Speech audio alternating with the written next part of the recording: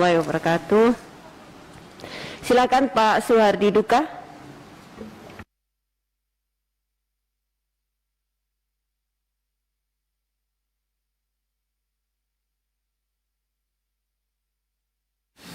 Assalamualaikum warahmatullahi wabarakatuh.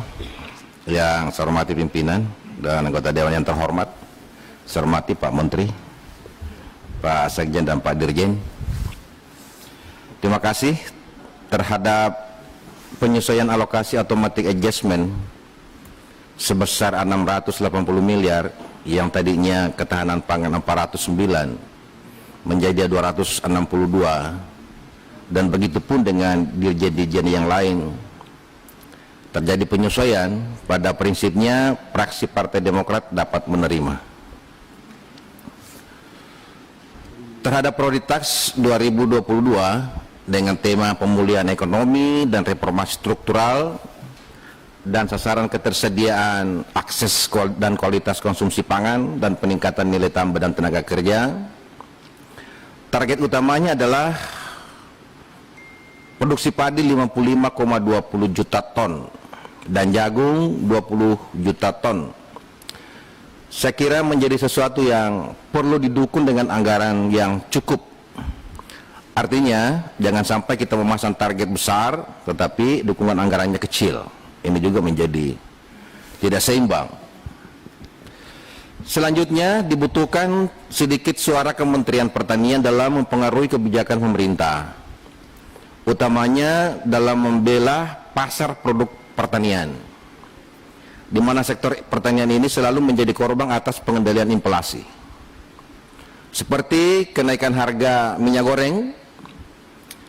Kita semua merasakan itu, ibu-ibu rumah tangga, tapi seharusnya pemerintah menempuh jalan subsidi, karena subsidi adalah eksistensi sebagai kita negara Pancasila. Tapi yang dilakukan adalah menempuh dengan jalan potong harga atau menggunakan head. Dampaknya harga produk pertanian menjadi lemah dan menjadi turun. Di lain sisi, kalau kita lihat bagaimana negara menerima UPT besar dari sektor kelapa sawit, BPD PKS saja memungut 130 triliun. Pajak dari sektor sawit juga ratusan triliun diterima oleh negara. Tapi kenapa negara tidak mau mengeluarkan subsidi untuk minyak goreng? Justru mengeluarkan head. Ini yang saya minta kepada Menteri Pertanian agar sedikit disuarakanlah, membela petani dalam menjaga pasarnya, sehingga produk pertanian itu tidak selalu menjadi korban di dalam alasan bahwa pengendalian inflasi. Di lain sisi kita lihat tidak adilnya lagi, kita sudah mengeluarkan, pemerintah mengeluarkan HPP terhadap produk gabah. Ya, saat panen gabah turun, harga gabah turun. Kenapa? Karena Bulog tidak mampu membeli sesuai dengan HPP yang dikeluarkan oleh pemerintah. Ini juga tidak adil. Jadi marilah kita lihat petani secara menyeluruh, ya. Jangan kita selalu melihat petani ya miskin karena memang kebijakan yang memiskinkan. Di lain sisi, petani adalah pahlawan. Kalau petani kita mogok, bagaimana kita mau mengkonsumsi dan lain sebagainya. Anggaran pemerintah juga di sektor pertanian kan selalu kurang. Ini yang saya minta supaya lantang-lantanglah sedikit kita bicara tentang memperjuangkan petani. Selanjutnya, pupuk oleh Komisi 4 meminta supaya ada head, harga eceran tertinggi pupuk non subsidi. Tapi sampai sekarang kan belum keluar. Ya, justru yang keluar adalah head tentang minyak goreng.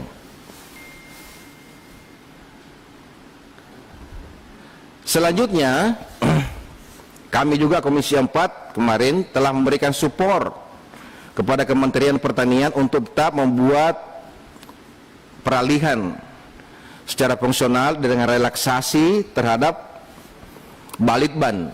Ya, kami minta dengan waktu yang relaksasi ini benar-benar supaya kita bersiap balitban ini bisa fungsional pada tahun 2023 dengan tentunya mengedepankan bagaimana inovasi hasil-hasil pertanian dapat diimplementasi di daerah, utamanya juga dalam menjaga peran dan fungsi balai-balai yang ada di daerah yang selama ini kami lihat kami bisa bekerja sama dengan fungsional, utamanya dalam mengelola inovasi-inovasi pertanian. Juga kami ingin mengingatkan anggaran food estate untuk tahun 2022 ini masih besar. Kami minta agar tidak lagi menjadi temuan BPK pada tahun 2022. Karena 2020 kan ada temuan Kalimantan Selatan, Kalimantan Tengah ya. Saya juga khawatir tahun 2021 ada temuan. Jadi Pak Menteri tadi sudah menyampaikan sudah 93% temuan BPK itu ditindaklanjut, sisa 16% yang masih belum. Saya kira ini menjadi catatan kita bersama bahwa langkah-langkah yang dilakukan oleh Menteri dalam menindaklanjuti hasil-hasil BPK sudah sewajarnya. Hanya saja kalau kita sudah tindak lanjut hasil pertemuan hasil temuan BPK, jangan lagi terjadi temuan berikutnya. Ini kan yang menjadi persoalan kita. Terakhir, salam dari petani Sulawesi Barat di dapil saya atas bantuan peralatan pertanian yang telah diberikan oleh Kementerian Pertanian, begitu juga bibit dan lain sebagainya. Hanya memang pupuk tidak sesuai dengan harapan petani sampai dengan saat ini. Demikian, terima kasih Pak Menteri. Wallahumma taufiq wal hidayah. Wassalamualaikum warahmatullahi wabarakatuh. Terima kasih Pak